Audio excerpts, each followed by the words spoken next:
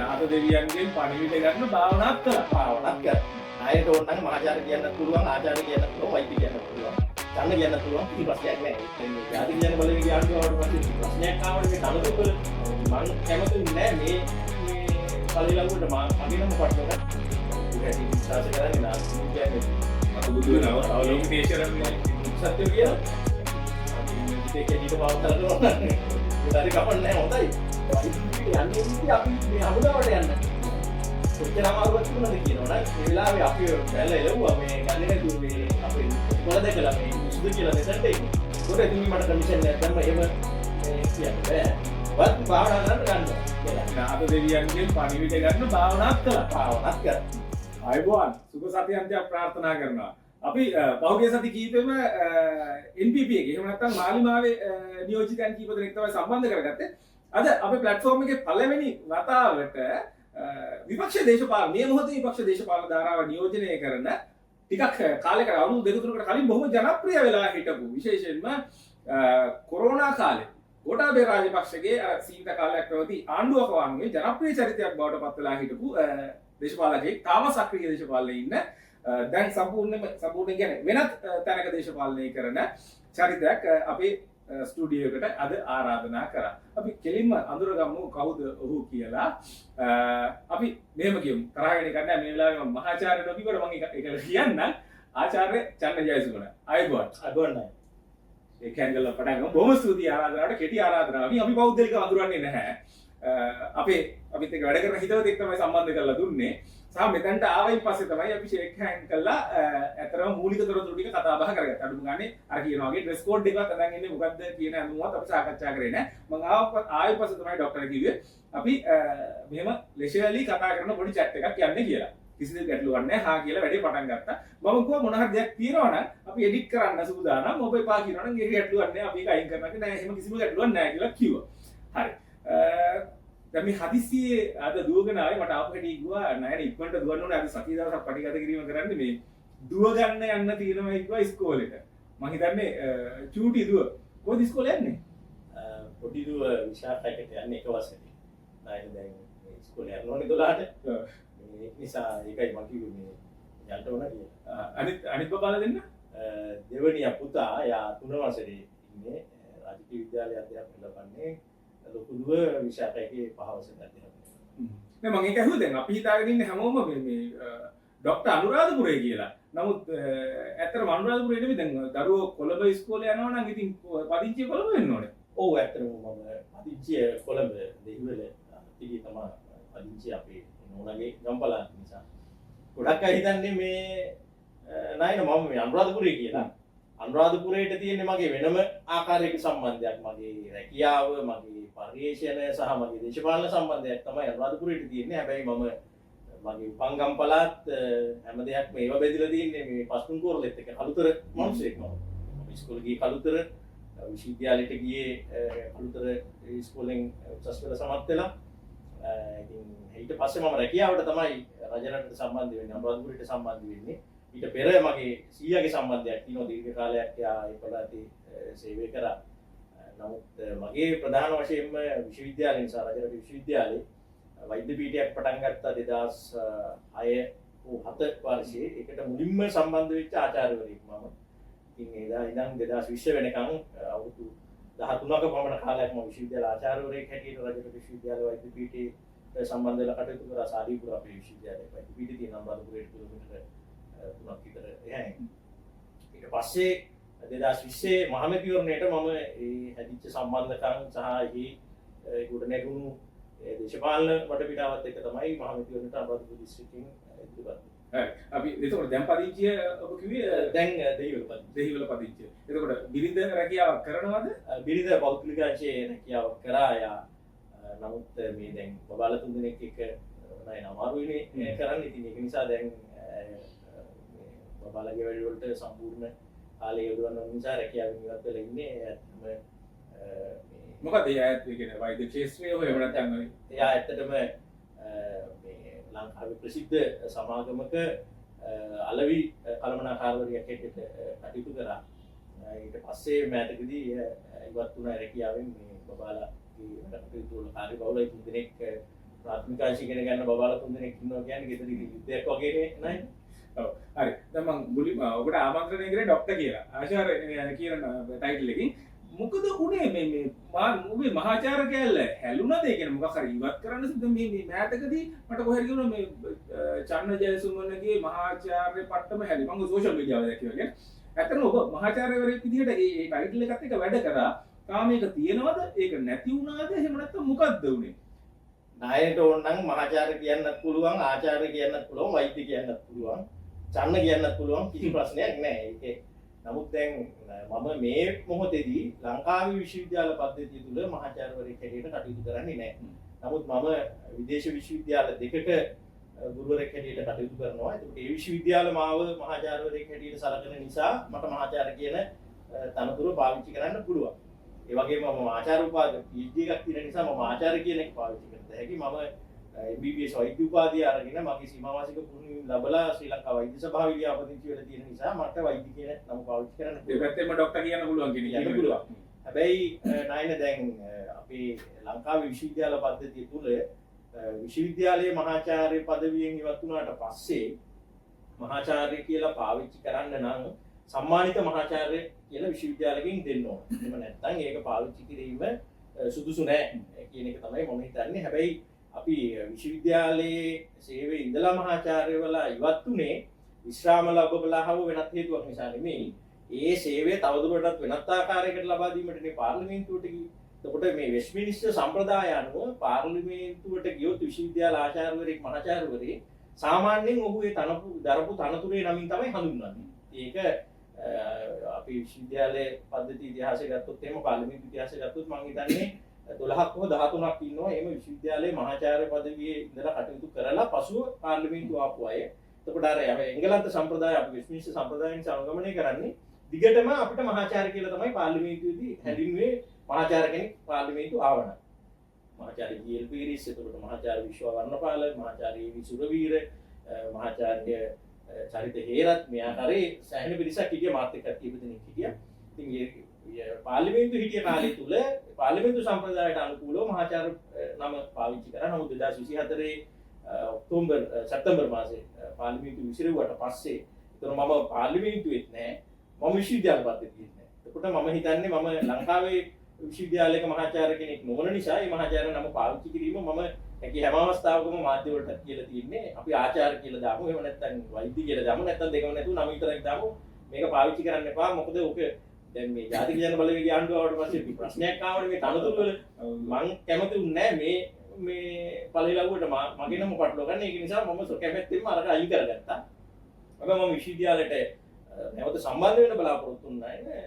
තාම ඒකට මට අවස්ථාව නම් දුන්නේ නැහැ මේ විශ්වවිද්‍යාල ප්‍රතිපාදන කොමිසමෙන්. ඒක ඔබ කැමැත්තෙන් ඉන්නවද ආයි පාරක් ඇකඩමික් වැඩවලට සම්බන්ධ වෙන්න? ඔව් ඇත්තටම මීට වසරකට පමණ පෙර නැවතත් රජරට විශ්වවිද්‍යාලයේ වෛද්‍ය පීඨයේ මගේ අංශයේ ඇත්තටම එක ආචාර්යවරයෙක් පමණයි සිටියේ. ඒ නිසා මොකද්ද මේ විශ්වවිද්‍යාලයේ ඔබ සම්බන්ධ ඖෂධ විද්‍යාව පිළිබඳ තමයි ෆාමකොලොජි ඩිපාර්ට්මන්ට් එක මගේ.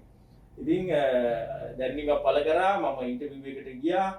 මාව තේරුණා කියලා මම හිතනවා. මොකද මම විතරයි ආවේ. ඉතින් ඒ නම සාමාන්‍ය විශ්වවිද්‍යාල පාලක සභාවෙන් තමයි තනතුර ලබා දෙන්නේ. නමුත් කුමන හෝ හේතුවකට ඔවුන් විශ්වවිද්‍යාල ප්‍රතිපාදන කොමිසමට යවලා තියෙනවා ඔවුන්ගේ අදහස ලබා ගන්න කියලා තනතුර ලබා දෙන්න පෙර මට දැන් සති කිහිපයකට ඉස්සෙල්ලත් ලියුමක් විශ්වවිද්‍යාලයෙන් ආවා. ඔබගේ කාරණේ විශ්වවිද්‍යාල ප්‍රතිපාදන කොමිසමට යොමු කරලා තියෙන්නේ. ඔවුන්ගෙන් පිළිතුරක් ලැබුණු වහා මේ පිළිබඳව අපි කටයුතු කරනවා කියලා. ඉතින් අර වහා කිව්වට ඒ වහා එන්නේ නැති වගේක් තමයි පේන්නේ දැන් මේ අවුරුද්දක් විතර තිස්සේ. මම හිතන්නේ දේශපාලන බලපෑමක් නිසා තමයි මේක වෙලා. මට විතරක් නෙමෙයි පෙරදින විශ්වවිද්‍යාලයේ මහාචාර්ය පදවියක් දරුවා දර්ශනාංශයේ චන්ද්‍රහිරත් මහත්මයා. එතුමාටත් මේ වගේම ප්‍රශ්නයක් වෙලා තියෙනවා. මම හිතන්නේ එතුමා මේ වෙනකොට නීතිමය ක්‍රියාමාර්ග අරන් තියෙනවා ඒ සම්බන්ධයෙන්. ඉතින් අපි බලමු ඉස්සරහට මොකද කරන්න කියලා. දැන් මම අර මුලින්ම ડોක්ටර් කියලා පටන් අරගෙන පස්සේ මට ඔබෙන් මේක පැහැදිලි කර ගැනීමට අවශ්‍ය වුණේ ඇත්තටම මට ඔබට කටක් කරලා මේ ප්‍රොෆෙසර් කියන්න බැරි කමකට නෙමෙයි. මොකද අපි අධ්‍යාපනයට ගරු කරන මිනිස්සු. ඒක නිසා ඔබ කුමන දේශපාලන මතයක එකක් මොන ධාරාවක වැඩ කරන්නේ ඔබේ ඇකඩමික් ක්වොලිෆිකේෂන් ඇත්තටම නේද මේ සංවාදේ මම හිතන්නේ ඒක අපිට අවශ්‍යයි කියලා. නෑ එහෙම නෙමෙයි. මම කියන්නේ අපි මේ කරන සංවාදේ මම ජනජයසුමනේ. ඔව්. එතකොට මගේ මහාචාර්ය පදවිය අදාළ වෙන්නේ මගේ විශේෂත්වයට අදාළවනේ. එතකොට ඒ පිළිබඳ සාකච්ඡාවකදී ඒක පාවිච්චි කිරීම ඒ හෝ සතිವಾರයකදී පාවිච්චි කිරීම අදාළයි නැත්නම් මෙතන මගේ වෛද්‍යකම හෝ ආචාර්ය පදවිය හෝ මහාචාර්ය කමට වැඩියාව මම හිතන්නේ වැදගත් වෙන්නේ දැන් නයිනෝනි කිව්වේ මේක අපි සුවද සංවාදයක් කරන්න කියලා නේද? නෑ ඒකෙන් අර අතර මේ ප්ලැට්ෆෝම් එකේදී මට ඕනකම තියෙන්නේ බොහෝ වෙලාවට ඒ කියන්නේ මෙතනට සහභාගී වෙන පුද්ගලයා එළිය හෝ නියෝජනය කරන දේශපාලනය හෝ එළිය කරන ප්‍රසිද්ධ වැඩවලට මොන ආකාරයේ සුදුසුකම් තියෙනවද කියලා. ඒ කියන්නේ ඔහුගේ බෑග්ග්‍රවුන්ඩ් එක මොකක්ද කියන එක පැහැදිලි කරගන්න මිනිසුන්ට පොඩි අදහසක් දෙන්න. ඊතරින් එහාට දේශපාලනය මොකක්ද ඒක පිළිගන්නවද නැද්ද? ඒක වෙනම දෙයක්. එන කෙනා කොයි වගේද කියන කෙනෙක් ඒක පැහැදිලි කරගන්න. ඒ නිසා මම ආයි කියනවා අපි සුහදමේ යන කතාවෙදී ප්‍රොෆෙසර් කියලා මට පෞද්ගලිකව ඒක කිසිම ගැටලුවක් නෑ. මොකද ඔහුගේ අධ්‍යාපන සුසුකම් ඔහු විසින්ම පැහැදිලි කරා. ඒක අපි දැනගෙන හිටියා. මම මෙතනට එන්න කලින් අපි අඳුරන්නේ නැති එක පොඩි බෑග්ග්‍රවුන්ඩ් එකක් හොයාගත්තා. ඔහු මොනවද කරලා තියෙන්නේ, ඔහුගේ ඇකඩමික් බෑග්ග්‍රවුන්ඩ් එක මොකක්ද කියන එක. ඒ නිසා ඒ ප්‍රොෆෙසර් කියන එක පාවිච්චි කරන්න මේ වෙලාවේ විශ්වවිද්‍යාල පද්ධතියෙන් ඉවත් වෙලා හිටියත් ඔහු ඒ නම පාවිච්චි කරන්න කිසිදු ආකාරයෙන් නුසුදුස්සෙක් නෙමෙයි. පැහැදිලිවම ඒ සඳහා සුසුකම් තියෙන කෙනෙක් විදිහට තමයි අපිට හඳුන්වන්නට පුළුවන්. හරි. අපි එතනින් එහාට යන්නේ. දැන් ටිකක් අමතක වෙලා තියෙනවා ඔබ අර 2002 ගෝඨගේ ආණ්ඩුව කාලේ ඔබ ජනප්‍රිය නමක් විදිහට ආව ආසනික් කතන්දරේ. ඊළඟට ඊටත් කලින් ඉඳන් තමයි යෝගාව නාත දෙවියන්ගේ සම්බන්ධය. කෙලින්ම චන්නජය සුමන කියන්නේ නාත දෙවියන්ගේ නියෝජිතයෙක් විදිහට තමයි සමහර වෙලාවට සෝෂල් මීඩියා වලින් පතුරු ගැහුවේ. මොකද්ද අපි දන්නවද 2010 13 ඔබ කරපු රිසර්ච් එකකින් තමයි රජරට පත්තු උනේ. මොකද්ද නාත දෙවියන්ගේ සම්බන්ධය? නෑ මේ මම රාජ්‍යයේ නියෝජිතයෙක් කියලා කවුරුහරි කියනවා නම් මට ආඩම්බරයක් එන්නේ ඇත්තටම. මොකද අපි මේ බෞද්ධ හැටියට විශ්වාස කරන්නේ නාථදියෝ කියන්නේ මේ මතු බුදුන අවලෝකිතේශර මෛත්‍රී බුද්ධ සත්‍ය කියලා. ඉතින් නාථදිය නියෝජිතයෙක් හැටියට මාව සලකනවා නම් විදුවට හරි කමක් නැහැ හොඳයි. මේක වෙනම කතාවක්. දැන් මේකේ කතාව කියනවා නම් නෑ ඇත්තටම මේ වපු රජරට පළාත්වල පැතිර ගියානේ මේ බොහොම ආරාන්තික වපුවල වසනීපය. එතකොට මම 2003 පෙරදින විශ්වවිද්‍යාලයේ වෛද්‍ය ශිෂ්‍යෙක් විදිහට කටයුතු කරද්දී අපි දැම්මා මේ සායනික පුහුණුවීම සඳහා පරියන්ත රෝහල් සඳහා. එතකොට එතනදී මාව යොමුුනේ අනුරාධපුර රෝහලට. එතනදී තමයි මම පළවෙනි වතාවට මේ රෝගය ගැන දැනගත්තේ. මොකද අපි වාට්ටුවට අපි දාලා ඒ වාට්ටුවේ ඉන්න ලෙඩුන්ගේ අපි විස්තර ගන්නවා. කියන හිස්ටරි එක ගන්න ඕන. අරන් ප්‍රසන්ට් කරන්න ඕන මේ විශේෂඥ වෛද්‍යවරයාට. ආර්යසේන හිතරගේ තමයි ඉති විශේෂඥ වෛද්‍ය කායික රෝග විශේෂඥ වෛද්‍යවරයා. ඒ වාට්ටුවේ හැමදාම ඊටිය රෝගියෙක් දෙන්නෙක් මැරෙනවා මේ වකුගඩ වසනීපකින්. ඉතින් මේක මට මතකයි ඒ වෛද්‍ය හිතරගේ මහත්මයා නිතර මේ පිළිබඳ සාකච්ඡා කරා. ඉතින් එතකොටත් කිව්වේ මේක මේ unknown reason එකක්, unknown etiology එකක්, uncertain මේක මේ හේතුවක් හොයාගත්ත නැති වකුගඩු ලෙඩක් කියලා තමයි මේ ගැන කිව්වේ. ඒකට අපි මාස දෙකක් විතර මේ සායනික පුහුණුවේ හිටියේ. ආයි අපි පෙරදිනේට ගියා. නමුත් මගේ ඔළුවේ මේක දිගටම වැඩ කරා මේ කාරණේ මොකක් වෙන්න පුළුවන්ද මේක කියන එක. ඊට පස්සේ අපි දැක්ක පත්තරවල මේ ගැන කතා කරනවා. ඊට පස්සේ 2006 වර්ෂයේ මට මතක හැටියට ලංකාවේ උසස් පෙළ කෙමිස්ට්‍රි රිසර්ච් දෙපාරක් නිකුත් වුණා. පළවෙනි පාර නිකුත් කරලා දෙවෙනි පාරත් නිකුත් කරන්න උනා. පළවෙනි පාර බලපු එකේ මැෂින් එකේ මොකක් කරේ එරර් එකක් ඇවිල්ලා දෙවෙනි පාරත් නිකුත් කරා. එතකොට මේ අන්තිමට අධිකරණ තීන්දුවක් දුන්නා අර පළවෙනි පාර සමත්ය කියලා උන්ගේ ග්‍රේඩ් එක පල්ලෙහා වැටුණත් ඒ රිසල්ට්ස් උත් පිළිගන්න වෙනවා කියලා. මොකද දැන් පළවෙනි පාර සමත් වෙච්ච වුණ වෛද්‍ය පීඨය යන්න ලෑස්ති වෙලා හිටිය ඔක්කොම ඉහළම ප්‍රතිඵල ගත්තා. ආයි දෙවෙනි පාර නිකුත් කරා. එතකොට පළවෙනි පාර නොහිටිය පිරිසක් දෙවෙනි පාරට එවුණා. පළවෙනි පාර හිටපු සමහරු හැලුණා. එතකොට ඒක මහා සාධාරණයක් නෙමෙයි. ළමයි මම දැන් වෛද්‍ය පීඨය යන්න පුළුවන් කියලා ලෑස්ති වෙලා ඉඳිද්දි ආයි රිසල්ට්ස් දීලා මේ උන් පැත්තකට දැම්මම ඒ පාර අධිකරණ තීන්දුව අනුව ඒ දෙගොල්ලෝම දවා ගන්නවා. හැබැයි ලංකාවේ විශ්වවිද්‍යාලවල වෛද්‍ය පීඨවල ඉඩ තිබුණේ නැහැ ඒ දෙපිරිසක් එකපාර ගන්න. ඒ පාර තමයි අලුතෙන් වෛද්‍ය පීඨයක් දැම්ම රජරට. ඒ වෛද්‍ය පීඨ දානවත් එක්කම තමයි මම පෙරදිනින් පාසල් වෙලා හිටියේ. එතකොට අපි ඉල්ලුම් කරා මේ ආචාර්ය මම හිතර නෙමෙයි මම අපේ පෙරදිනී කණ්ඩායමම අපි ගියා. අදටත් මම හිතන්නේ රජරට විශ්වවිද්‍යාල වෛද්‍ය පීඨයේ සැලකිය යුතු පිරිසක් වැඩිම පිරිසක් ඉන්නේ මගේ බැච්මේට්ලා. ඒ කියන්නේ ඔබගේ පළවෙනි කණ්ඩායම විදිහට. පළවෙනි ආචාර්ය කණ්ඩායම හැටියට අපි සම්බන්ධ වෙනවා. මුලින් ටෙම්පරරි ලෙක්චරර්ස්ලා හැටියට ගිහිල්ලා එතකොට ආචාර්යවරුන්ට සම්බන්ධ වුණා වෛද්‍ය පීඨයට. එතකොට ඔබ දන්නවා මම ස්ථිර ආචාර්යවරයෙක් බවට පත් වුණා. අපිට පරීක්ෂණයක් කරන්න ඕන අපගේ පශ්චාත් උපාධිය සඳහා PhD එකක් හරි එහෙම නැත්නම් සායනික MD එකකට හරි මම PhD එකක් තෝරගත්තේ. ඒකෙදි මම තෝරගත්තේ අර ඔළුවේ දීච්ච වකුගඩු ලෙඩේ ගැන හොයන්න තමයි මේක පටන් ගත්තේ. මම මේ ඒ ප්‍රදේශවල ගිහිල්ලා මේ බුද්ධත් එක්ක ලේකුත් එක්ක කටයුතු කරලා සෑහෙන අත්දැකීම් අරගෙන මේ පරීක්ෂණ කටයුතු පටන් ගත්තා. හැබැයි මේක මොන අසනීපයක් මේ මොන හේතුවක් නිසා මේක ඇති වෙනවද කියන එක මහා අභිරහසක් විදිහට තමයි තිබුණේ. විවිධ අදහස් වෙනකොට ඔබට කලින් ඔය සම්බන්ධයෙන් මේ ගැටලුව ගැන රිසර්ච් එකක් කරලා තිබුණා. ඒ වෙනකොට තිබුණා මට මතක හැටියට ප්‍රධාන අදහස් දෙක තමයි මේ වැව් මාළු කාලා වැව් මාළු වල කැඩ්මියම් වලින් මේ අසනීප හැදෙන්න පුළුවන් කියලා එක අදහසක් තිබුණා. මහජන සරත් බණ්ඩාර තමයි ඒ අදහස ඉදිරිපත් කරලා තිබුණේ. ඒ අරින්න ඒ ප්‍රදේශවල ක්ලෝරයිඩ් වැඩියෙන් තියෙනවා. මේ ක්ලෝරයිඩ් ඇලුමිනියම් භාජනත් එක්ක ප්‍රතික්‍රියා කරලා හැදෙන ඇලුමිනියම් ක්ලෝරයිඩ් කියන එක වකුගඩු වලට ගිහිල්ලා වකුගඩු අසනීප වෙනවා කියලා මහාචාර්ය ඔලිවර් ඉලේපිරෝ පෙරදින විශ්වවිද්‍යාලයේ රසායන විද්‍යාඥයෙක් එතුමා ඒ අදහස පළ කළා තිබුණා. හැබැයි මේ දෙකම වෛද්‍ය විද්‍යාත්මකව පැහැදිලි කරන්න පුළුවන් කමක් තිබ්බේ නෑ රෝගෙ. මොකද මේ දෙන්නම වෛද්‍ය විද්‍යාවට සම්බන්ධ වෙන්නේ නෙමෙයි. රසායන විද්‍යාව සහ කෘෂිකර්මයට සම්බන්ධ දෙන්නේ. නමුත් ඔවුන් යම් කිසි පැහැදිලි කිරීමක් කළා. නමුත් ඒක පැහැදිලි කිරීමක් හැටියට වෛද්‍ය ශාස්ත්‍රයේ පිළිගැනීමක් ලැබුණේ නැහැ. ඒ හා සමානව ඒ වගේම අසනීපයක් මේ මධ්‍යම ඇමරිකාවේ කොස්ටා රිකා, එල් සල්වඩෝර්, නිකරගුවා පැත්තේ හැදිලා තිබුණා. ඉතින් එතකොට එහි මෙහි සංසන්දනය කරලා මේ හේතු මෙහෙත් වෙන්න ඕන කියන අදහසක් වගේ තිබුණා. ඉතින් ওই වගේ බොහොම මේ සංකීර්ණ තත්ත්වයක් තිබුණා. ඒ වෙනකොටත් මම බොහොම මේ සමීපව වැඩ කරා, හිතවත්කමින් වැඩ කරා මේ දර්ශනය සහ අපේ ওই දේශපාලනික සංවාද පිළිබඳ මහාචාර්ය නලින් සිල්වා මැතිතුමා.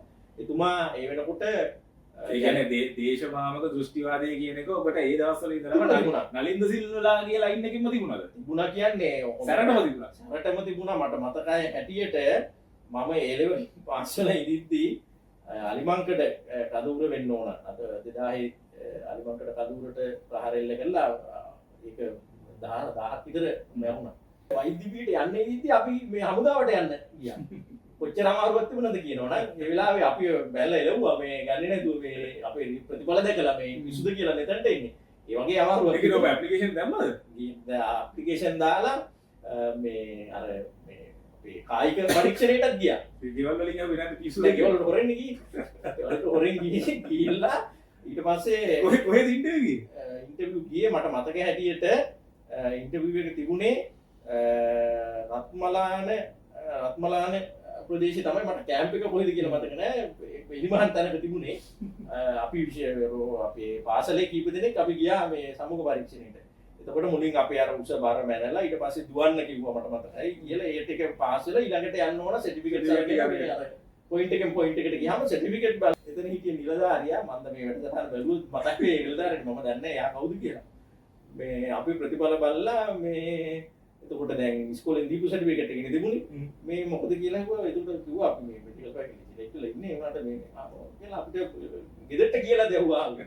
ඊස්සේ නෑ අපි ගෙදරට හොරෙන් ආවි කිව්වට පස්සේ මේ බැලලා අපි පන්න ගත්තා. මොන මට්ටමකින් හරි ඒ කියන්නේ අධ්‍යාපනය සම්බන්ධයෙන් ඒ කියන්නේ වැදගත්කම කියන එක දන්න නිලධාරියෙක් වැරදිලා හරි ඒ වෙලාවේ ඔබ මතක ගත්තා නම් ආයේ අද ඉන්න චන්දජයසුමනේ සුමනකට මෙතන ගන්න වෙන්නේ අයිනෙක් විශ්වාස කරන්න හේකුත් නැහැ. ඇත්තටම දැන් එදා මාත් එක්ක මේ සමුග පරීක්ෂණයට ගිය අනිත් කෙනා ඔහු අද වෛද්‍ය ශාස්ත්‍රයට සම්බන්ධ මහාචාර්යවරයෙක් කැනඩාවේ. ලංකාවේ නෑ ඔහු කැනඩාවේ මහාචාර්යවරයෙක් විදිහට කටයුතු කරන ඔහු පෙරදින විශ්වවිද්‍යාලයේ තමයි අධ්‍යාපනය ලැබුවේ. මට එතන දවාපු කැලලක් තමයි දැන්. ඇයි ඒ කියන්නේ දැන් ඔය වයසේදී පොඩ ඇඟල් රත් වෙන වාමවාදී දේශපාලනයේත් මේ කට්ටියට දුවන්නේ ඇගේ එහෙම තියෙද්දි ඔය දෘෂ්ටිවාදී ඒ කියන්නේ දේශමාමක දෘෂ්ටිවාදයකට දුවන්න ප්‍රොෆෙසර් නලින්ද සිල්වාලාගේ ලයින් එකට යන්න ඇයි එහෙම දෙයක්? මම හිතන්නේ අපේ ගෙදර තිබුණ දේශපාලනික පසුබිම. මගේ සීයා තාත්තලා මාමල හැමෝම දිගටම ශ්‍රී ලංකාවේ මහස් පක්ෂයට සම්බන්ධ දේශපාලන ධාරාවට සම්බන්ධ වෙන හිටිය අය. දැන් අපි 56 පක්ෂය පටන් ගත්තට පස්සේ පස්තුන් කෝරළේ මේ දේශපාලන ප්‍රවාහයේ හිටිය ප්‍රධාන චරිත වලට අපේ පවුලේ කිප දෙනෙක් සම්බන්ධ වෙලා හිටියා. ඉතින් මේ බලපෑම මම හිතන්නේ බොහෝ දුරට තිබුණා. ඒත් එක්කම ඒ ලෙවල් කාලෙදී විශේෂයෙන්ම නලින් සිල්වා මැතිතුමාගේ ලිපි ඉරිද දෙවෙනි පත්තරෙන් කියවලා ඒ පැත්තට නැඹුරු වෙලා තිබුණා. එතකොට මම එතුමා පන්ති වගේක් කරා මේ අධ්‍යයන සාකච්ඡා කැලණියේ මේ පට්ටියහන්දියේ නාල බෙන්ගුමි නාලක හම්බුනේ පන්සලේ. මම ඒවට සහභාගී වුණා. ඉතින් මේ සංවාදේ තමයි අපි ඉතින් ඊටවත් එක්ක ඒ හිතවත්කම සෑහෙන කාලයක් තිබුණා. ඒකත් වෙනම කතාවක් දිගයි මම හිතන්නේ අද වෙලා නැහැ මේ කියන්නේ. නමුත් මම කෙටි කියන්න මේ කතන්දරේ කොහොම හරි දැන් අර මම විශ්වවිද්‍යාලාචාර්යවරයෙක් හැටියට සම්බන්ධ වුණාට පස්සේ නලින්ද සිල්වා මැතිතුමා මුණ ගැහිච්ච වෙලාවක ඔය වකුගඩු ලීඩේ ගැන අපි කතා කරගෙන ඉන්නකොට එතුමා මට කිව්වා එතුමා එනකොට කැලණි විශ්වවිද්‍යාලයේ ගණිත පිළිබඳ මහාචාර්යවරයා සහ පීඨාධිපතිවරයා මේ ශාස්ත්‍රකල්පී විද්‍යාපීඨයේ ඒගේ ඩිපාර්ට්මන්ට් එකේ ආචාර්යවරයෙක් ඉන්නවා. එයාගේ නෝනා භාවනා කරන කෙනෙක්. එයාට මේ නාථ දෙවියන්ගේ පණිවිඩ එනවා. ඊළඟ නලින් සර් තමයි මට කිව්වේ චන්න නරකද ඒ රේඩියෝ හම්බෙලා ඔය ඔයාගේ ප්‍රශ්නේ වක්කොඩි ප්‍රශ්න පොඩ්ඩක් අහලා බලන්නකො මේ මොකද්ද කියලා හේතුව. ඒ කියන්නේ ප්‍රොෆෙසර් සීරියස්ලි ඒක පිළි අර එහෙම නැත්නම් නිකන් පොඩි ආතල් එකට වගේ දෙයක් මත ප්‍රොෆෙසර් සීරියස්ලි වැඩි හිටියද? මොකද දැන් තුමාගේ දෙපාර්තමේන්තුවේ වැඩ කරන ජ්‍යෙෂ්ඨ ආචාර්යවරයෙක් මම හිතන්නේ අනුගානක් ගන්න කෙනෙක් වෙන්න ඕනේ. යාගේ නෝනා එහෙම බොරුවක් කරන කෙනෙක් නෙමෙයි මේ යම් කිසි ඇත්තට මේ කරන දෙයක් කියන එක තමයි එන්නේ. එහෙම නැතුව මේ අනිදිසල මැතිතුමා එසේ මෙසේ එහෙම කෙනෙක් ගැන විස්තරයක් රෙකමෙන්ඩේෂන් එකක් දෙන්නේ නැහැ. මට කිසි සැකයක් තිබුණේ නැහැ එතුමා කියපු දෙයක. ඉතින් ඊට පස්සේ මට හොඳට මතකයි මගේ යාළුවෙක් එක්ක එතුමිය හිටියේ මේ මාළඹේ ප්‍රදේශයේ. ඊළඟ සතියාන්තේ මම ගියා එතුමිය මේ මුණ ගැහෙන්න. එතුමිය මුණ ගැහෙන්න ගියා. ගිහිල්ලා මම කිව්වා මම මේ අහවලායේ මට මේ නන්දිසිල්ල මැතිතුමා තමයි මුණ ගැහෙන්න කිව්වේ. මම මෙන්න මේ වගේ කාරණයක් ගැන පරීක්ෂණයක් කරනවා. තුමිය කිව්වේ ආධ්‍යාත්මික ශක්තියෙන් මට බැයිද මේ ගැන පොඩි මේ ක්ලූ එකක් දෙන්න. මොකක්ද මේකට හේතුව කියලා එහෙම පේනවද ඔය පැත්තෙන් බැලුවා. ඒකට එතුමිය මට කන්ඩිෂන් එකක් දැම්ම එහෙම මේ කියන්න බෑ. ඔයත් භාවනා කරන්න ගන්න ඕන. භාවනා කරලා ඒ ඔබ කියන ඔය කාන්තාවට නාථ දෙවියන්ගෙන් ඇත්තටම ඒකට පණිවිඩ එනවා කියලා තමයි එතුමිය කිව්වේ. දැන් මම දන්නේ නැහැ මට පේන්නේ නැහැ. මේ එතුමිය අපිට කන්ඩිෂන් එකක් දැම්ම. මොකද්ද පන්සිල් රකින්න ඕන. බණ භාවනා කරන කෙනෙක්ට විතරයි අපිට උදව් කරන්න පුළුවන්. කියන්නේ අපේ ට්‍රැක් එකට ආවොත් තමයි උදව් කරන්න පුළුවන් නැත්නම් උදව් කරන්න බෑ. මේ මොහොතේ තත්ත්වේ නේ. ඔබට එදා හිටපු වයසයි ඒ අත්දැකීම එක්ක ඔබ සීරියස් ගත්තද ඒක? නෑ ඉතින් දැන් මට බොහොම මේ ඉන්ට්‍රස්ටිං වැඩන්නේ මේක. දැන් එතුමිය කියනවා මේ හරි මම මේ එතුමියට සම්බන්ධ වෙන කවුරු හරි ජීවින් හරි දෙවියෝ හරි කාගෙන් හරි අහලා මේකට උදව්වක් කරන්න මේ වැඩේට මේ මට අමාරු දේවල් ටිකක් නෙමෙයි කිව්වේ. පන්සිල් රැකලා ධාර්මික වෙලා කියන්නේ එතකොට සීඩිසිය ධාර්මික නැහැ කියලා කියවෙනවනේ. කළා පොඩ්ඩක් ඒ කියන විදිහට භාවනා කරලා මේ ට්‍රැක් එකට ආවොත් තමයි අපිට උදව් කරන්න පුළුවන්. එහෙම නැතුව යන මේ හැමෝම ඇවිල්ලා අහන හැමෝටම අපිට උදව් කරන්න බෑ. ඒක තමයි මේ මුඛ්‍ය කතාව කිව්වා. මම කො හරි මම කැමති එහෙනම් මේ මම ඒ නලින්සට කිව්වා මේක මෙන්න ඔය බලන්න කොහොමද මොකක්ද දැන් කියන්නේ කියලා කිව්වම ඉතින් එතුමිය දුන්නා මේ භාවනා කමටහන් එහෙම දුන්නා. මම ඒ විදිහට ඒව කරා යම් කාලයක් මට හිතෙන්නේ මාසයක් විතර වගේ ඒ විදිහට මම අවංකවම ඒ විදිහටම කරා දැන් මේ කියලා. නාථ දෙවියන්ගෙන් පණිවිඩ ගන්න භාවනාත් කළා. මොකද දැන් මේක මට ඕන මේ අභ්‍යාස ගැන මොකක් හරි කියන්න මොකද්ද කියලා දැනගන්න. මේ අතරේ අපි විවිධ සංවාද වල නියලුණා මේ දැන් කවුද එන කෙනා කොයි වගේද පේන්නේ කොහොමද එහෙම දැන් මම ඒ ගැන කන්වින්ස් වෙලා නෙමෙයි නේ කියේ. ඒ කියන්නේ මම නලින්ද සිල්වා මහත්මයාගේ වචනේ විශ්වාස කරලා ගියාට දැන් මට මුකුත් පේන්නේ නැහැ. ඒ කියන්නේ කිව්වම මම ඊට පස්සේ හදාරන්න ගත්තා බෞද්ධ සාහිත්‍යයේ බෞද්ධ පොතපතවල තියෙන කාරණාත් එක්ක මේවා කම්පැටිබල් මේ මෙතුමී කියන දේවල් බොහෝ දේවල්. ඉතින් ඒ පාර යම් කිසි පරිවාස කාලයකට පස්සේ මට කිව්වා මේමයි මේ අසනීපය හැදෙන්නේ මේ කුෂි රසායනික ද්‍රව්‍ය මේ හේතුවම තමයි. ඒ ගැන කිසිම සැකයක් නැහැ. ඒකම තමයි මේකට හේතුව. වැඩිදුර පරිශ්‍රණ කළොත් එහෙම මේ ගැන මට හොයාගන්න පුළුවන්. මට ඒ සඳහා කුසලයේ තියෙනවා. කුසල ශක්තිය තියෙනවා මේ ලෙඩේ ගැන මේ ලෝකෙට කියන්න වා ඒව කරලා බලන්න. හැබැයි මේකම තමයි කියන එක කිව්වා. ඉතින් දැන් කිව්වට අපි දන්න ඕනේ මේ කුසල රසායන 100,000 ගණක් තියෙනවා. එතකොට මේක මේ ඒ පිළිබඳව එහෙම කියපු පමණින් පිළිගන්න බෑනේ. මම දැන් වෛද්‍යවරයෙක් MBBS උපාධිය අරගෙන දීර්ඝ කාලයක් රසායන විද්‍යාව ඉගෙනගෙන තියෙනවා. අනිකුත් ජෛව විද්‍යාව ඉගෙනගෙන තියලා තියෙනවා. මේ මැතිනියත් මේ හොඳට අධ්‍යාපනය කරපු කෙනෙක්. ඉතින් දීර්ඝ සාකච්ඡාවක් ගියා මේ පිළිබඳව. සමහර ඒවාට නලින්සිලවත් සහභාගී වුණා. ඉතින් ඒක අවසානයේදී හැබැයි මට තේරිච්ච දෙයක් තමයි ලබා දීපු පණිවිඩවල යම් අරුතක් බරක් තියෙනවා. ඒ නොසලකා හරින්න බෑ. ඒ ගැන බැලිය යුතුයි. එතකොට ඒ ප්‍රබල විශ්වාසයේ තල්ලුවත් එක්ක තමයි මගේ පරිශ්‍රණ පටන් අරගෙන තිබුණේ. ඒවා ඉදිරියට අරගෙන ගියා. ඒ කියන්නේ යම් ප්‍රමාණයකට ඒ වයින් අර ලැබුණු අර මනෝමූලික පොඩි තල්ලුවත් එක්ක තමයි ඔබ ඒකට මම හිතන්නේ නයිනේ මෙන්න මෙහෙම දෙයක් කිව්වොත් දැන් කියන්නේ මාව නිකන් මේ වුණා වගේ මට දැන් මේ පොඩි සැකයක් තිබුණා නම් මේකද කියලා එහෙම එකක් නෑ මේක වෙන්නම පුළුවන් කියනවා වගේ පොඩි හිතට හයියක් මොටිවේෂන් එකක් ලැබුණා. ඉතින් ඒ අතරේ පරිශන කටයුතු ඉස්සරහට කරගෙන ගියා. ඉතින් මේ කතාව කොහොම මේ ඉතින් කතාවනේ. නලින්ස මේක ලිව්ව පත්තරේට. මේ දැන් මමත් ප්‍රියන්ත මැතිනියත් ඇරෙන්න මේ කතාව මුල ඉඳන් අකට දැන හිටියේ එකම කෙනා මේ නලින්ස මැතිතුමානේ. එතුමානේ මාව මෙතනට සම්බන්ධ කරේ. ඉතින් එතුමා මේ ගැන පත්තරේට ලිව්වා. ඒ ලියනකොට මේක මහා සංවාදයක් බවට පත් වුණා. කෙලින්ම නාත දෙවියන්ගේ නියෝජිතයවට පත් වුණා. මොකද දැන් අපි පරීක්ෂණ කරන්න පටන් ගත්තාම ලංකාවේ කෘෂි රසායන වල ප්‍රමිතියේ බරපතල ප්‍රශ්නයක් අපිට හම්බුණා. එතකොට අර කියපු එකත් එක්ක යම් ලින්ක් එකක් හැදෙනවනේ. එතකොට අපි මේවා පළ කරා අන්තර්ජාතික වශයෙන් මේ පරීක්ෂණ කරලා පළ කරා. එතකොට ඒ වෙනකොට තිබුණේ මහින්ද රාජපක්ෂ මහත්මයාගේ රජය. එතකොට රජයටත් මේක ප්‍රශ්නයක් වුණා. දැන් අපි කිව්වම ගෙනාපු පොහොරවල පාවිච්චි කරපු කෘෂි රසායන වල ප්‍රමිතියේ ප්‍රශ්නයක් තියෙනවා කිව්වම දැන් අපි හිතියේ ඇත්තට මේ කඳවුරේනේ දේශපාලනිකව. නමුත් ඒ ආණ්ඩුව අපිව සතුරු විදියට ගත්ත මේ කරන්නේ මේක බිස්නස් එක ගන්න ඉතින්. ඔව්. ඒකට දැන් එහෙම ප්‍රශ්නයක් වුණා. ඉතින් ඒක ඊට පස්සේ දේශපාලන ප්‍රශ්නයක් වුණා. දැන් මට මතකයි චම්පි කරනවක විමල් වීරවංශ රතන හාමුදුරුවෝ වගේ ඒ ආණ්ඩුවේ ඒ වෙනකොට මහින්ද රාජපක්ෂ මහත්මයාත් එක්ක පොඩි ගැටණයක් හදාගන්න පිස්සි කියනවා. මම කියන්නේ 2013 14 කාලෙදී ඒ අපිට උදව් කරන්න ඉදිරිපත් වුණා. මේ පිරිස කියන මේ පරිශ්‍රණ වලින් එළිදරව් වෙලා තියෙන දේ බරපතලයි මේ ගැන අපි සලකලා මේකට පියවර ගන්න ඕන කියලා. එතකොට ඒක ඉන්ටර්ප්‍රිට් වුණා මේ අපේ පිටිපස්සේ දේශපාලන බලවේගයක් තියෙනවා මේ අපි චම්පි කළා රතන හාමුදුරුවෝ විමල්ලත් එක්ක මොකක් හරි වෙන ගේමක් ගහන්න දාදන්නේ කියලා ඉන්ටර්ප්‍රිට් කරගත්ත සමහරු හිටියා. අපිට දේශපාලනිකව පහළ වුණා. දැන් මේක පරිශ්‍රණයෙන් ඔබට ගිහිල්ලා සමාජ දේශපාලනික කතිකාවක් බවට පත් වුණා නෑ. ඉතින් ඒ තුල තමයි මේ අනේ ඔකුන් කියන දේ ඔබොරු නැදනාද දීයෝ කියපු දේවල් නේ උනේ කියලා මුලින් ඕක මේ නලින්ද සිල්ව මැතිතුමාට තමයි පහර දීම පටන් ගත්තේ. නමුත් දැන් පරිශන කරපු පුද්ගලයා මමනේ මගේ ආචාර්ය උපාධිය.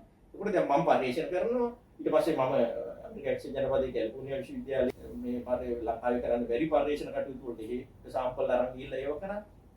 ඉතින් දවසෙන් දවස මේක ඉස්සරහට යනකොට දැන් මේක මාධ්‍ය වලින් මගෙන් මේක විමසන්න ගත්තා.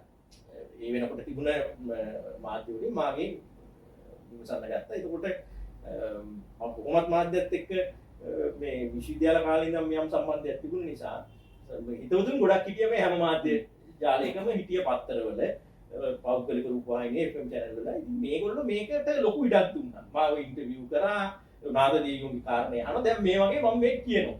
ඒ කිව්වම ඒගොල්ලෝ ටයිටල් එක දානවනේ සමහර වෙලාවට විවිධ විවිධ ටයිටල්. ඒගොල්ලෝ දාන්නේ මේක ආකර්ෂණය එන්නේ. ඉතින් මේක මහා මාතෘකාවක් බවට පත් වුණා. එහෙම වෙලා අවුරුද්දක් විතර යනකොට තමයි නයන අහපු ප්‍රශ්නෙට උත්තරය ආවේ. මොකද්ද? චන්න ජයසුමන නාත දෙයියෝගේ ගෝලයා වුණා හිබෙන්නේ. ඇත්තටම මේ මම දෙයියොත් එක්ක කතා කරා හෝ මට පෙනිලා හෝ මට කියපු දෙයක් නෙමෙයි. තවත් තුන්වෙනි පාර්ශවයක් කරා මට ලැබුණු යම් කිසි පණිවිඩයක් කියමුකෝ අපි. ඒ ඔස්සේ අපි පරිශන කරා. ඇත්තට මම ඒ ගෞරවය දුන්නා. ඒ ගෞරවය මගේ ආචාර උපාධියේ පිටුම තියෙන්නේ මෛත්‍රී බෝධිසත්වය. ඒක සත්‍යයට තියෙන්නේ. ඉතින් මම කියන්නේ මට කොහෙවත් එක හංගන්න ඕනේ නෑ නේද මේක මමම තමයි කරේ මගේම මේමයි කියලා ඉවරලා පරිශීලනය කරලා සියල්ල මම බව ඇත්ත. නමුත් අර ඔය වා කියපු ආධ්‍යාත්මික හයිය මේ පිළිබඳ මේ කාගෙන ඉස්සරහට කරන්න මොන මඩ ගැහුවත් මේ වැඩේ මම කරන්න ඕන කියන ආධ්‍යාත්මික හයිය මම කවදාක ප්‍රතික්ෂේප කරන්නේ නැහැ. ඒ ගෞරවය එතනට දෙනවා. හරි. දැන් අපිට ඕනකම තිබ්බේ අතර මට ඔය ටිකක් දීර්ඝ වුණත් ඔය කැලේ පැහැදිලි කරගන්න. ඇත්තටම මොකද්ද මේ නාත දේවියන්ගේ නියෝජිතයා කියන එක චන්න ජයසුමනත් එක්ක පැතිලා තියෙන්නේ කොහොමද කියන කැලේ පැහැදිලි කරගෙන අපිට තියෙන ඉඩත් එක්ක ඔබ කතා කරන්න දේවල් තියෙනවා. නමුත් අමාරුයි. ඔය වගේම දැන් අපිට ඔබත් එක්ක මෙතන කතා කරන්න තියෙන්නේම ඔබ පහුගිය වකවානුවේ ජනප්‍රිය වෙච්ච දේවල් එක්ක. එකක් වියත් මග. අනිත් එක ධම්මික පැණිය. දැන් අපි එක වැඩේට කලින් කතා කරා ධම්මික පැණියට කොහොමද සෙට් වෙන්නේ කියලා. ඇත්තටම මම හිතන්නේ මේ ඔබ තමයි ධම්මික පැණිය ප්‍රොමෝට් කරපු එක්කෙනෙක් කියලා වෙනම කතාවක් හදුනේ. මොකද්ද? ඒ තරම් නියෝජිතයෙක් විතර වැඩ කරාද? ඒකත් මම දන්නේ නැහැ. මගේ කර්මයේද කියලා මගේ පිටට ආවේ නැහැ. වියත් මගේට ඇත්තට මම සම්බන්ධ වෙලා හිටියේ නැහැ. වියත් මගට මම සම්බන්ධ වුණේ සම්පත්දායකයෙක් විදිහට අවස්ථා කීපයක මාධ්‍ය සාකච්ඡා වලට සහ දේශන එක දෙකට සම්බන්ධ වුණා. මම ඇත්තටම එළිය වැඩසටහනට තමයි සම්බන්ධ වුණේ. ඒ වියත් මග හදනකොට සම්බන්ධ වෙච්ච කණ්ඩායමත් එක්ක යම් යම් මතවාදී නොගැලපීම් ප්‍රශ්න තිබුණ නිසා ඇත්තටම මම වියත්මගේ සමාජිකයෙක් හැටියට මේ කටයුතු කරේ නැහැ. නමුත් ඔවුන් ආරාධනා කරපු සමහර ලාවට මම සම්පත්දායකයෙක් විදිහට කටයුතු කරලා තියෙනවා. ධම්මික පැණිය ගැන කතා කරොත් එහෙම. ඔව්. ධම්මික පැණිය ගැන කතා කරොත් දැන් මේ කොවිඩ් වසංගතයේ මහා බරපතල ප්‍රශ්නයක් විදිහට යනවා. එන්නත් හොයාගන්න හරි අමාරුයි ලෝකෙ එන්නත් මිලදී ගැනීමට ලොකු තරඟකාරීත්වයක් තිබුණා. අපේ වගේ පොඩි රටකට එන්නත් අවශ්‍ය ප්‍රමාණය ගත්තම අපි නිකන් නොසලකා හරින තත්ත්වයක් තිබුණේ. ඔය කියන්නේ ඔබ රාජ්‍ය මැතිතුරේ දරන කාලේ 2021 වගේ. එතකොට අපි සම්පූර්ණ මහා මෙහෙයුමක් දියත් කරා මේ කොවිඩ් වසංගතයේ ජනතාව මුදා ගැනීම සඳහා. ඉතින් මම හිතන්නේ ගෝඨාභය රාජපක්ෂ මහත්මයාට මොන විවේචන එල්ල වුණත් එතුමාට ඒ ගෞරවය ලැබිය යුතුයි. තාම කැපවීමින් ඒ සඳහා එතුමා කටයුතු කරා. ලැබෙන තොරතුරු විස්තර හැම දෙයක්ම ඒකට අර යුද්ධයක් කරනවා වගේ එතුමා මේ වැඩේ කරා. එතකොට ඔය දවස්වල දේශීය වශයෙන් නිෂ්පාදනය කරන ඖෂධ කීපයකිනුත් මේ ලෙඩේ හොඳ වෙනවා කියලා කිව්ව මතුගම පැත්තේ වෙද මහත්තයෙක් එකක් තිබුණා. මේ බත්තර මුල්ලට සමීප ප්‍රදේශයක කෙනෙක් ගැන තිබුණා. ඔය කෑගල්ලේ වෙද මහත්තයෙක් කොහොම තැන් තැන්වල සමහරු දුමක් තියෙනවා එල්ලුවම හොඳ වෙනවා කිව්වා. සමහරු පැණියක් හොඳ වෙනවා කිව්වා. විවිධ අදහස් බලනවා. ඒකට මාධ්‍ය වලින් ප්‍රචාර ලැබුණා. මිනිස්සු යන්නත් ගත්තා. එතකොට ඔය ධම්මික කියන මහත්මයාගේ මේ පැණියකින් මේ කොවිඩ් රෝගීන්ට ලබා දුන්නම ඒ කට්ටියට විශේෂ ගුණයක් ලැබෙනවා. එහෙම නැත්නම් මේ පැණිය බිව්වොත් ඒක හැදෙන්නේ නැහැ වගේ අදහසක් පළ වුණා. මේ බටහිර වෛද්‍යවරු කිහිප දෙනෙක් වතු පිටිවල රෝහලේ ඒ ගැන මූලික පරීක්ෂණයක් කරලා ඒකේ සාර්ථක ප්‍රතිඵල ලැබුණා කියලා මාධ්‍ය වාර්තා පළ වුණා. ඒත් අපි ඔය සතියකට වතාවක් මට මතක හැටියට ජනාධිපති කාර්යසාධන බලකාය කොවිඩ් පිළිබඳ මුණ ගැහෙනවා. මුණ ගැහුණාම මම ඇත්තටම පෞද්ගලිකව වෙද මහත්මයා ගැන නොදැන හිටියත් වෙද මහත්තයා පරීක්ෂණ කරා කියපු වෛද්‍යවරයා පිළිබඳව යම් කාරණා දැන හිටියා. මට ඒ පිළිබඳ තරම් පැහැදීමක් තිබුණේ නැහැ. මම විශ්වාස කරේ නැහැ මේ ඔවුන් කියපු ප්‍රතිඵල ලබා ගන්න පුළුවන් වෙන කියලා මම පෞද්ගලිකව අත්දාපු අදහස. උට නමුත් මේ ජනාධිපති කාර්යසාධන බලකායේදී කවුරු හරි මේ ගැන විස්තර කිව්වම ජනාධිපතිතුමා කිව්වා දැන් චන්න මේ ෆාමකොලොජි ප්‍රොෆෙසර් දැන් මේ මොකද්ද මේ ගැන වෛද්‍ය පරීක්ෂණයක් කරලා මේක ඇත්තද බොරුද මේකේ ගුණයක් තියනවද නැද්ද කියලා රටට කියන්නේ. එතකොට මම ඒ වෙලෙම කල්පනා කරා මේක ලීසි වැඩක් නෙමෙයි සහ රජය මැදිහත් වෙලා එහෙම පරීක්ෂණයක් කරනවා කියන එකම සමහර විට යාට පාවිච්චි කරන්න පුළුවන් මේක රාජ්‍ය අනුග්‍රහයක් ලැබුණා. ඒක නිල පිළිගැනීමක් ලැබුණා. ඒ වගේම අනිත් පැත්තෙන් මහා චෝදනාවගේ ආව රජයට මේ දේශීයව බෙහෙතක් තියෙනවා නම් ඇයි මේක පාවිච්චි කරන්නේ නැත්තේ? මේ ආණ්ඩුව මේ දේශීයත්වයේ අගය කරපු මිනිස්සු ආපු ආණ්ඩුවක් කිව්වට මේ දේශීයවල් සලකන්නේ නැහැ නොසලකා හරිනවා. ඒකට හේතුව තමයි මේ පිට රටින් එන්නත් ගෙනල්ලා එන්නත් වලින් කොමිස් ගන්න ඕන. ඒක නිසා තමයි මේව නොසලකා හරින්නේ කියලා. නැත්නම් දෙකක්නේ. එක පැත්තකින් පිරිසක් කියනවා ඕවෙන් පුළුවන් ද මේ ලෙඩ හොද කරන්න මේ පැණි බීලා. අනිත් පැත්තෙන් කියනවා මේ මිනිස්සු කියනවා හොඳ වෙනවා කියලා. මේ ඇත්තට හොඳ වෙනවා. හැබැයි මේ ආණ්ඩුව මේව කරන්නේ නැහැ. මොකද මේවා යට ගහන්නේ අර එන්නත් ගෙනල්ලා කොමිස් ගන්නවා. ඔය වගේ හෙන සංවාදයක්. මම හිතන්නේ ජනාධිපතිතුමාට මේකේ ප්‍රශ්නයක ආපු නිසා තමයි එතුමා කිව්වේ මේ ගැන බලලා හරියට පරීක්ෂණයක් කළා මේක ඇත්ත ඔහෙලිතර ඔයගොල්ලෝ කියන්නේ කියලා. දැන් අතර ප්‍රොෆෙසර් නලින්ද සිල්වා හින්දා කෙලින්ම නාත දෙවියක් කියනි ඔය ඉතියා. මෙතන ගෝඨාභය රාජපක්ෂ හින්දා කෙලින්ම ධම්මික පැණි ගෝඨාභය මහත්මයා ඔව් එතුමා මං හිතන්නේ රටේ නායක හැටියට මේ ආපු ප්‍රශ්නයක හැටියට එතුමාට සිද්ධ වුණා මේක පියවරක් ගන්න. ඉතින් මම තහනම් තියෙන කට්ටිය දැන් මේක මොකද්ද මේක කියේ. එතකොට එතුමාට තීච්ච හොඳම දේ තමයි මේ රජයේ රාජ්‍ය අමාත්‍යවරයෙක් ඉන්නවා ඖෂධ පිළිබඳ වැඩ කරන සෞඛ්‍යයට සම්බන්ධ මේ ඍජු ඖෂධ පිළිබඳ පරීක්ෂණ කරපු විශ්වවිද්‍යාල ආචාර්යවරයෙක් මහාචාර්යවරයෙක්. ඉතින් එතුමාට තීච්ච ලේසින් දේ තමයි මට පවරන එක මේ ගැන බලලා වාර්තාවක් සපයන්න කියලා. මොකද මම දැනගත්තා මේක කිව්වෝ පළියට එච්චර ලේසි වැඩක් නෙමෙයි කියලා.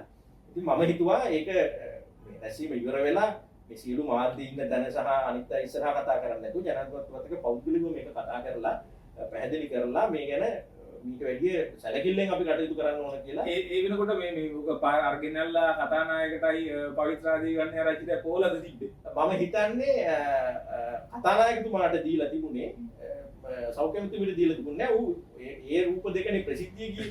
ඒ අරගෙන තව බොහෝ අයට දුන්නා. එතුමත් බොහොම ඒක ලස්සන මාකටිං වැඩේ කරගත්තා.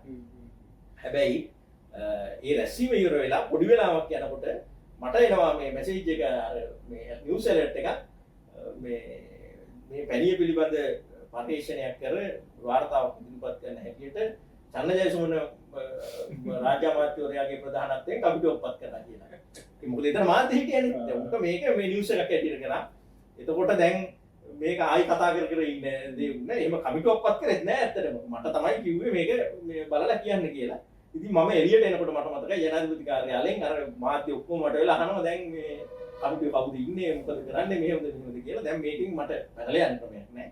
මම කරපු දේ තමයි මම ආරාධනා කරා ලංකාවේ විශ්වවිද්‍යාලවල වෛද්‍ය විද්‍යාව පිළිබඳ ඉන්න ප්‍රවීණතම විශ්වවිද්‍යාල මේ ආචාර්යවරු මහාචාර්යවරු 7 දෙනෙක් 8 දෙනෙක් සියලු වෛද්‍ය පීඨ නියෝජනය කරන මම ඔවුන්ගෙන් උපදෙස් පැතුවා.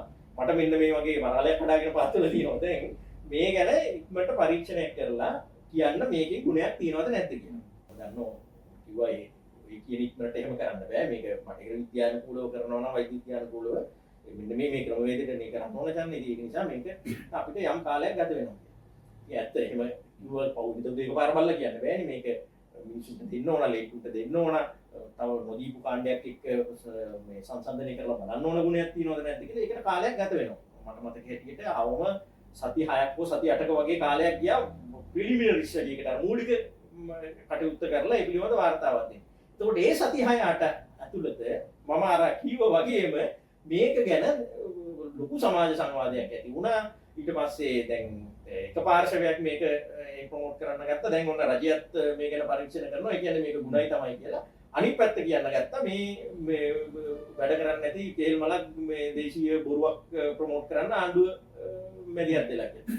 මේ ගැටනේ අතරේ මම ඒකට සම්බන්ධ වුණේ නැහැ. මම කොවිලාවකවත් පැණිය ඒ කාලේ තමයි අර ගිහිල්ලා කෑගල්ලේ පෝලිං හැදුනේ. පෝලිං හැදුනේ. ඒකත් ප්‍රශ්නයක් වුණා.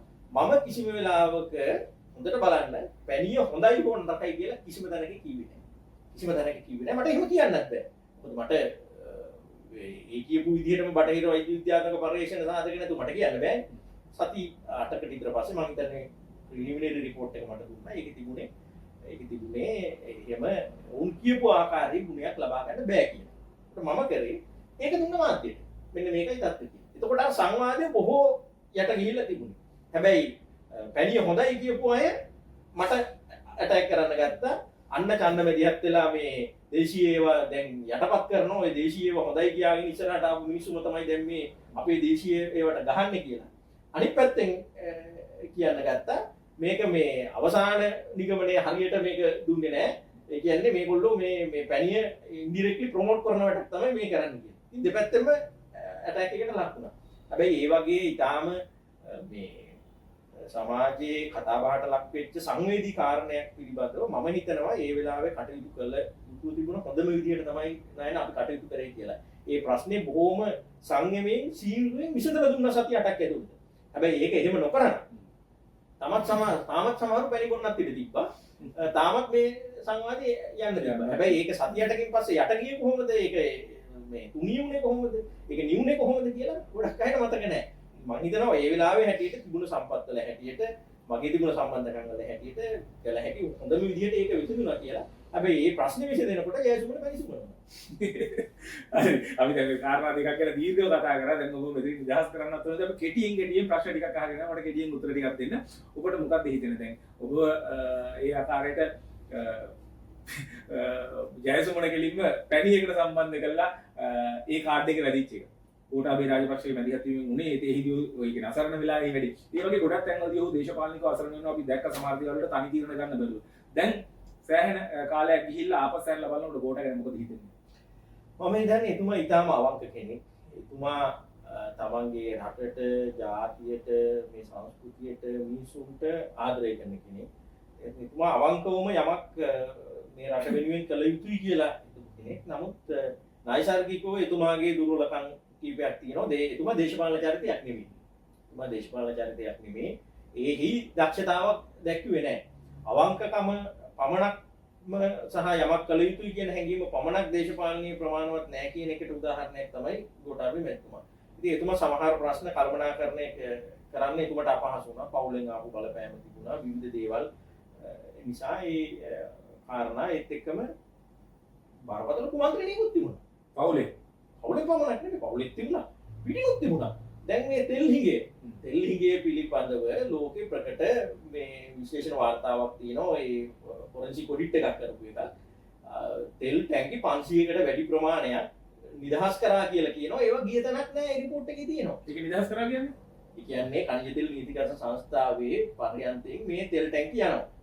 තෙල් ටැංකි ගියාට ඒ ෂෙඩ්ස් වල කට්ටිය ඒවා බාරගත යුතු ෂෙඩ් වල කට්ටිය කියනවා ඒවා අපිට ලැබුණේ නැහැ කියලා. ඔය කියන්නේ කොයි කාලේද? ඔය තෙල් හිගේ තිබිච්ච කාලේ. ඔව් තෙල් හිගේ ඒ තිබිච්ච කාලේ. ආර්ථික අර්බුදයේ කාලේ. ආර්ථික කාලේ. එතකොට ඒ වාර්තාව වලද තියෙනවා.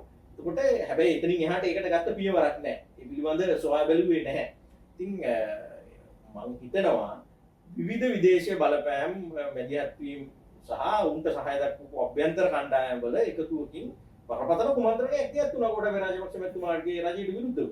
ඒක දක්ෂ ලෙස කළමනාකරණය කරගන්න එතුමාට පුළුවන්කම තිබුණේ නැහැ. පොලියේ ආපු ආර්ථික ප්‍රශ්නේ කොවිඩ් ප්‍රශ්නේ මේ ඔක්කොමත් එක්ක එතුමා අසරණ වුණා. මම ඇවිනයිනේ දැන් මොකද්ද මම දාන්න අදහස කියලා. එතුමා අවංක මිනිස්සෙක්. හොඳ මිනිස්සෙක් කියලා මම අදටත් උන තැනක බය නැතුව කියනවා. නමුත් එතුමා දේශපාලනයේ දක්ෂ කෙනෙක්. ඔව්. හරි දැන් ඔබ නොකිය කිව්වා දැන් නොකිය කිව්වනේ යම් ප්‍රමාණයකට කිව්වා රාජපක්ෂ පවුලට ඔහු සම්බන්ධයෙන් යම් ආකාරයක කුමන්ත්‍රණකාරී වැඩ පිළිවෙලක් තිබුණා කියලා. ඔව් බැලුවටම එහෙම තිබුණා. අභ්‍යන්තර සමහර කාරණා අපි දැනන් ගියා. එතුමාට නිදහසේ ඍෂි පරිදි රාජ්‍ය පාලනය කිරීමට අවස්ථාව තිබුණේ නැහැ. ඔව්. හරි එතකොට දැන් කොහොම නමුත් දැන් රාජපක්ෂ පවුලෙන් ආයි පාරක් 2029 රාජ්‍ය වෙන්නට දියසෙන් කුමාරයා ඇවිල්ලා තියෙන්නේ. එතකොට නාමල් රාජපක්ෂ 2029 ජනාධිපති වෙයි කියලා ඔබ හිතනවද? ඇත්තටම මම ඒක අහන්නේ දැන් මොකද ඔබ දේශපාලනේ මේ මොහොතේ සක්‍රීය දේශපාලනය කරනවා තවත් දේශපාලන පක්ෂයක. ඒ නිසා ඔබට ඒකට දේශපාලනික අදහසක් කියන්න පුළුවන්. ඔව්. නයින මම හිතන්නේ මගේ දැනට තියෙන දේශපාලන වාතාවරණය බැලුවම මට කියන්න තියෙන්නේ මේ රටේ ආයි ජනාධිපතිවරු කවුරුත් නැතිව ඉඩක් තියෙයි වගේ.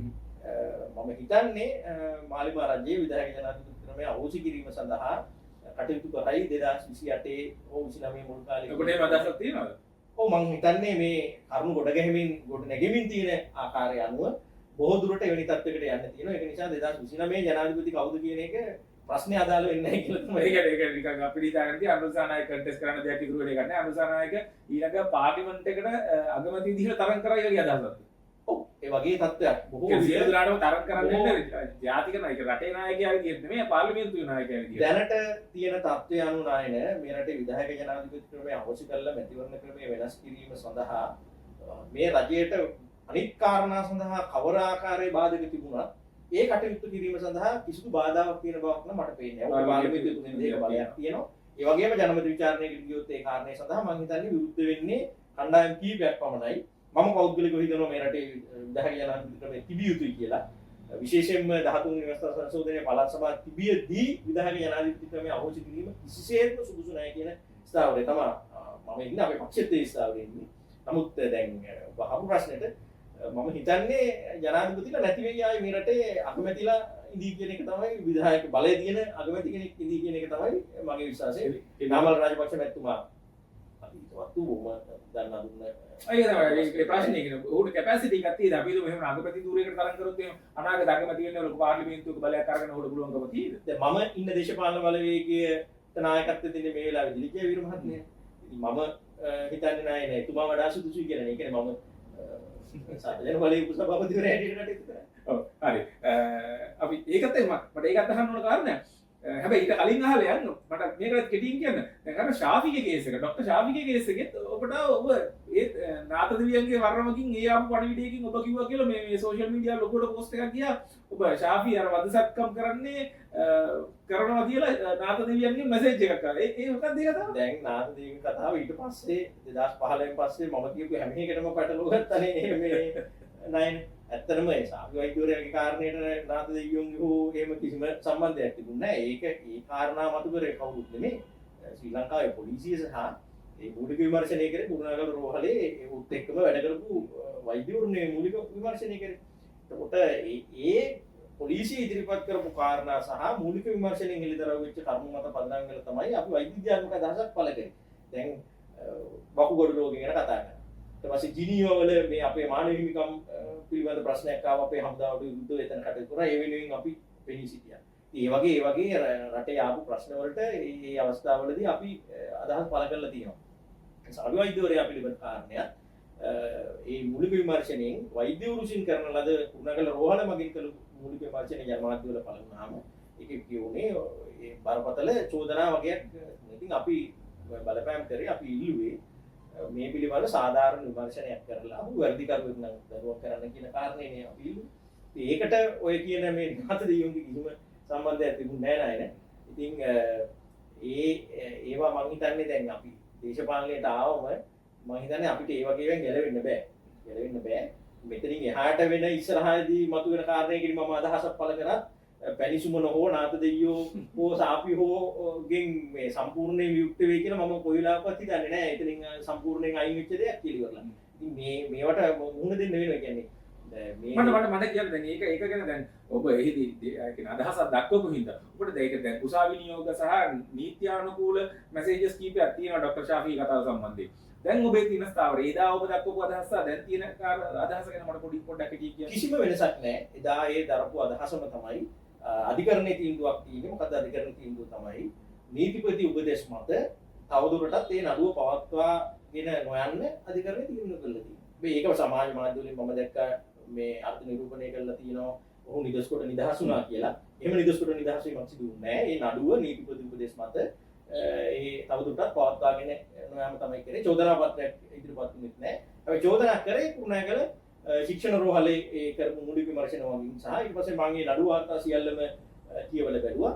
තවම නොවිසඳුණු ප්‍රශ්න ගණනාවක් තියෙනවා කියන එක තමයි මගේ අදහස.